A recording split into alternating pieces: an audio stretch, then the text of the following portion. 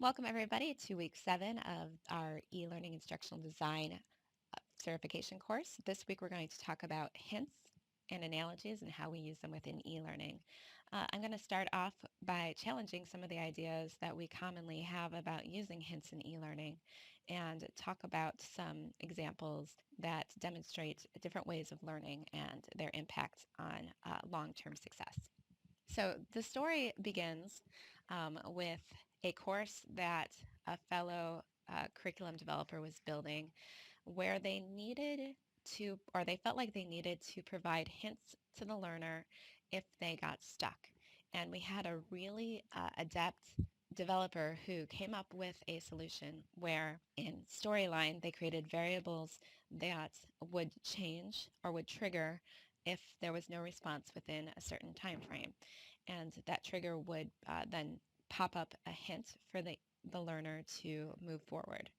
And I thought this was genius at the time. I thought, wow, I could use this in so many procedural type of courses that we use. And so that actually was something I did for a long time until I started reading more about how people learn.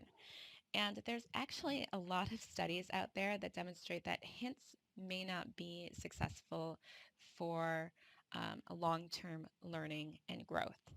And there's a lot of studies that show this. Some of them are done in classroom environments. I'm going to share a couple with you and then just an overview of what they are. And then we're going to talk about what might work better.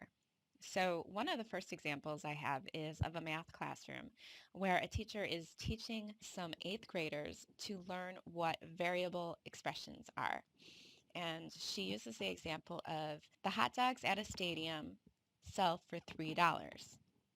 Give me the variable expression for the cost of N hot dogs. Now, what does N signify?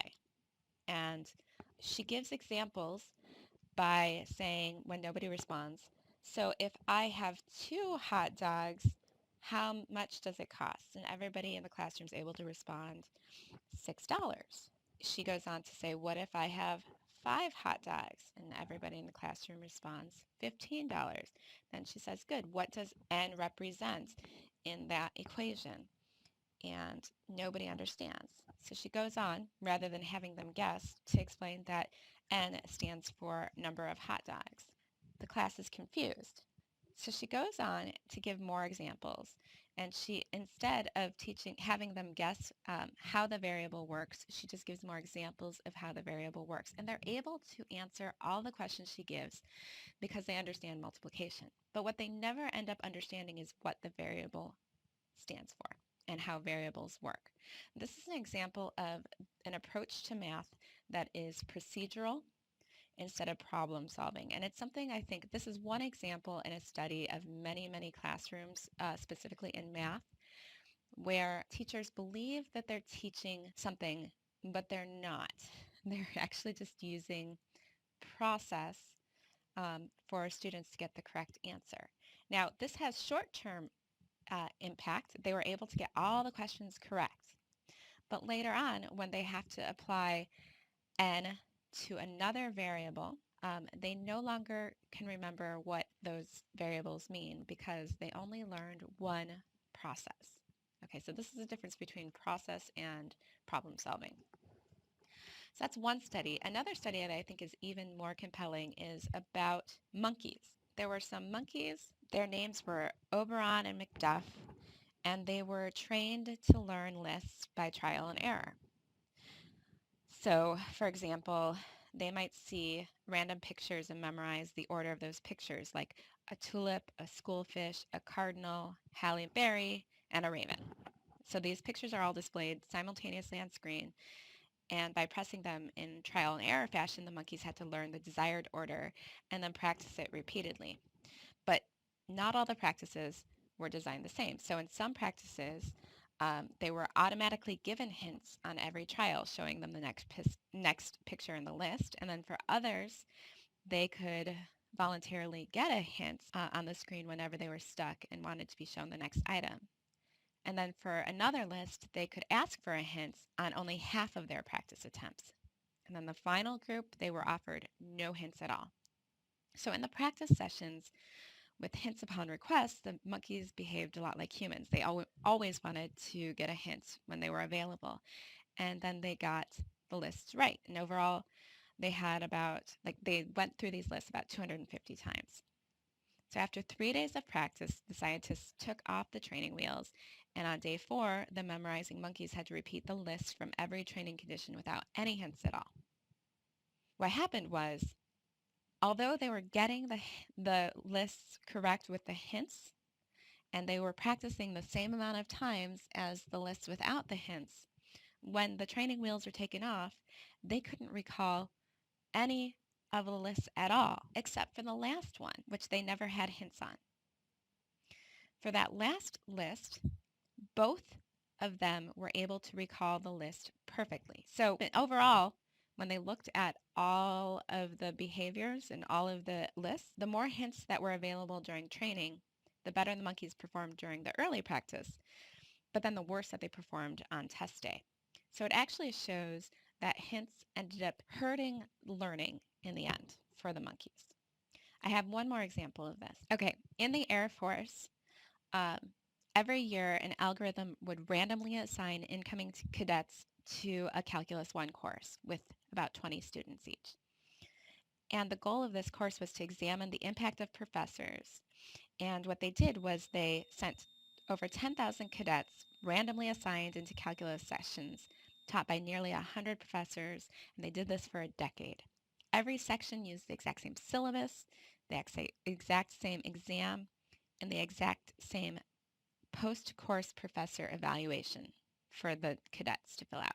The goal of the experiment was to see what impact individual teachers could make, knowing that they could not boost grades or show pity on their students. So it was all in their teaching methodology and how it impacted the learning of the calculus students. Now, of course, as you can guess, there was a group of calculus professors whose instruction most strongly boosted student performance in the exam. And you might have guessed, those professors who had the most positive impact on the exam performance also got the best evaluations from the students after the course was done.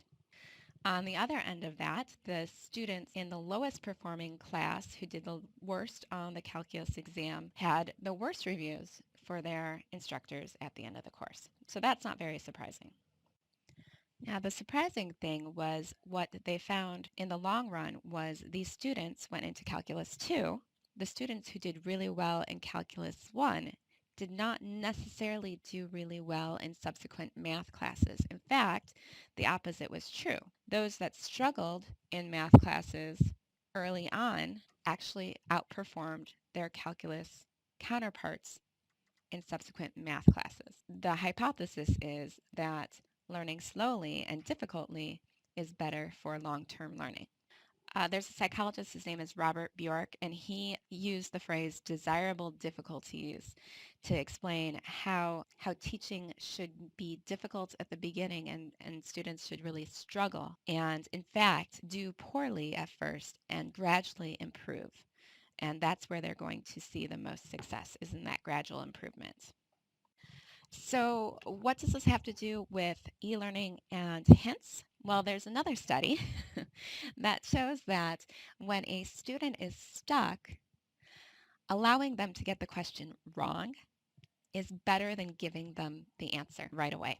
There's studies that show that the more the student believes that their wrong answer is correct, the more likely they are going to remember the correct answer afterwards.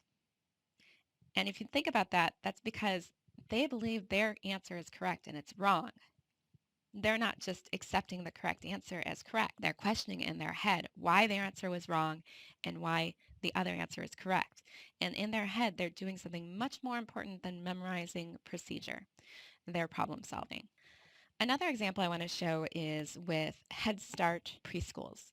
So I'm sure everyone has heard about Head Start, and the idea of Head Start, or at least how it was sold to parents, is that your kid could get a head start in math and reading and therefore be that much more ahead when they hit grade school.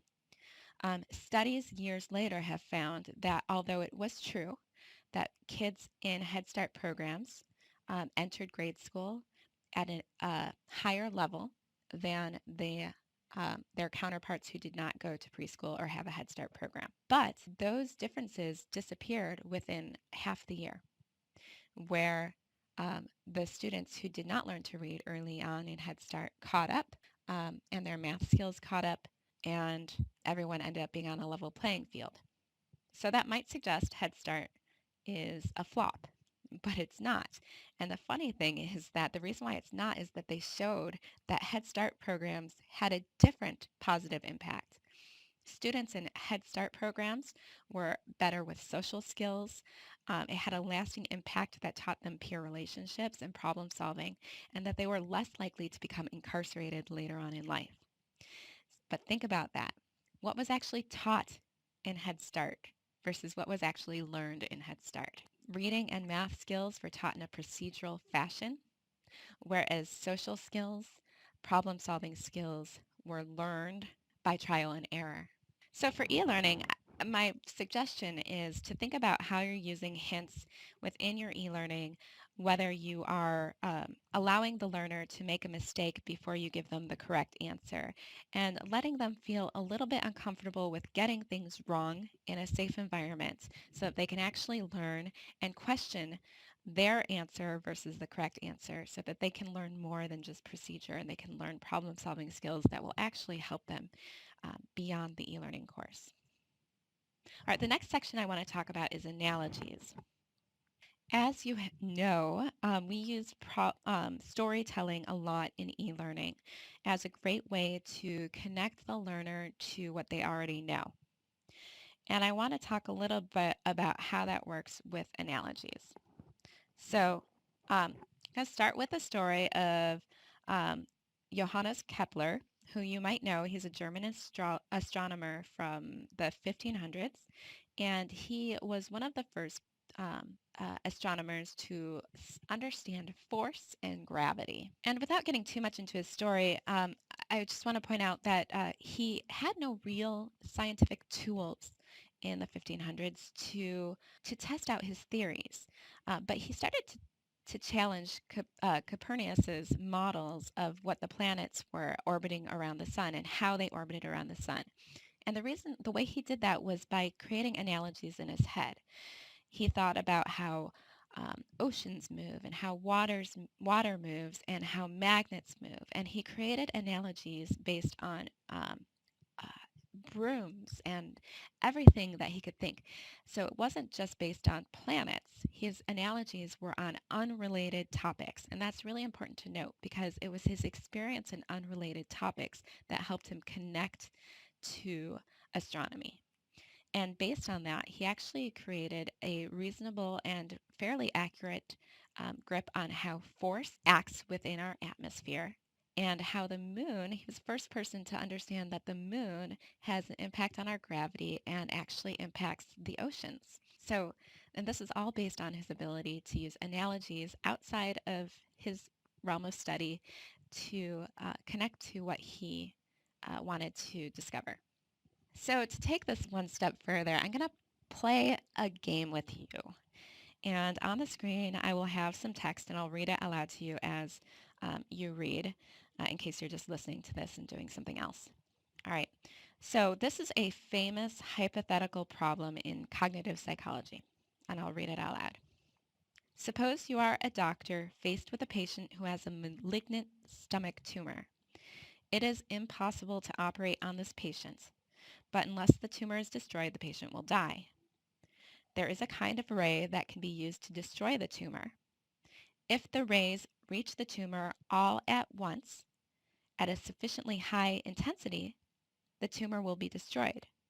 Unfortunately, at this intensity, the healthy tissue that the ray passes through on the way to the tumor will also be destroyed. At a lower intensity, the rays are harmless to healthy tissue, but they will not affect the tumor either. What type of procedure might be used to destroy the tumor with the rays and at the same time avoid destroying the healthy tissue? So while you're thinking about how you can help this patient, I'm going to tell you a story, totally unrelated. So there once was a general who needed to capture a fortress in the middle of a country from a brutal dictator. If the general could get all of his troops to the fortress at the same time, they'd have no problem taking it. There were plenty of roads for the troops could travel on that radiated from the fort like wheel spokes, but they were strewn with mines, so only small groups of soldiers could safely traverse any one of those roads. The general came up with a plan, though. He divided the army into small groups, and each group traveled at different roads leading to the fortress. They synchronized their watches and made sure to converge on the fortress at the same time via their separate roads. And the plan worked. The general captured the fortress and overthrew the dictator. I have one more just fun story for you, totally unrelated, for you to listen to. Okay? So years ago, a small town fire chief arrived at a woodshed fire, concerned that it would spread to nearby houses if it wasn't extinguished quickly. But the problem was there was no hydrant nearby. But that shed was next to a lake, and there was plenty of water, and they had dozens of neighbors already taking turns with buckets throwing water on the shed, but they weren't making any progress. The neighbors were surprised because the fire chief yelled at them to stop and all to go there fill their buckets in the lake. When they returned, the chief arranged them in a circle around the shed, and on the count of three had them all throw their water at once.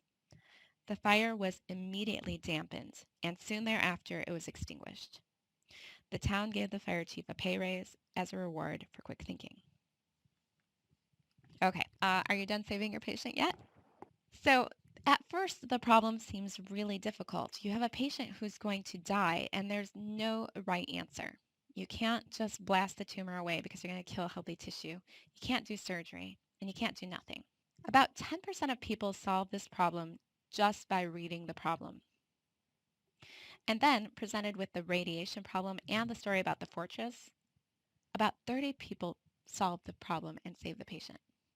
And then, given both of those plus the fire chief story, half of the population is able to solve the problem. Then there's still a small bit who don't get it, and they're told the fortress story, the fire chief story, and then they're said, use those analogies to help you solve the radiation problem. And then 80% of people are able to solve the patient problem.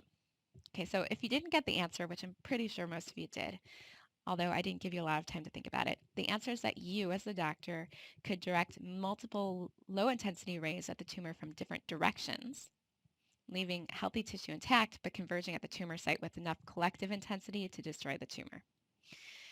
So we're using unrelated analogies to solve a problem. This is why holistic thinking is so important. This is a great way to use analogies. Use unrelated analogies to solve a problem. I'm going to show you a bad way to use analogies, though. Okay? This is an experiment that was used in Stanford on international relations students, and it's sort of a cautionary tale on using what we call kind world reasoning, where our analogies are related to the topic. Okay? So the students were told that a small fictional democracy was under threat from a totalitarian neighbor, and they had to decide how the United States was going to respond. One group of students was given a description that likened the situation to World War II. Okay, so that was one group. Then the other group was given a scenario that was more likened to Vietnam. Now, the international relations students who were reminded of World War I, guess what they wanted to do? If you chose go to war, you're correct. But those who likened the story to Vietnam, as you may have guessed, opted for non-military diplomacy. Now, this phenomenon has been documented all over the place, so you'll see it a lot. But it demonstrates to you why analogies that are too close to the topic might not get the same results as analogies that are widespread and accepted. So for e-learning, the way that I interpret the analogies is it's really easy to create analogies that are really closely linked to the topic at hand. But analogies really are supposed to be for people who can relate an outside experience to a new experience within the training. I think about myself when I'm learning about cloud operations models, and I'm not a cloud architect. And so the analogies I always have in my head are animals in puzzles, and I use those to understand cloud operating models because that's what I can understand. And that's how I make sense of it. If I were to use like networking within an IT data center to relate to cloud operating, I would be not getting the same results because it assumes a knowledge that I don't have. All right. So I hope that this was insightful for you. If you are interested in more information on these wonderful topics, I highly recommend the book Range by David Epstein. It just came out this year and it's about generalists. And the full title is Range: Why Generalists Triumph in a Specialized World, um, which it starts about generalism and a lot about sports, but it really has some prized information about how we learn and what methods work best for retaining information and problem solving. All right, thank you, and talk to you on Thursday.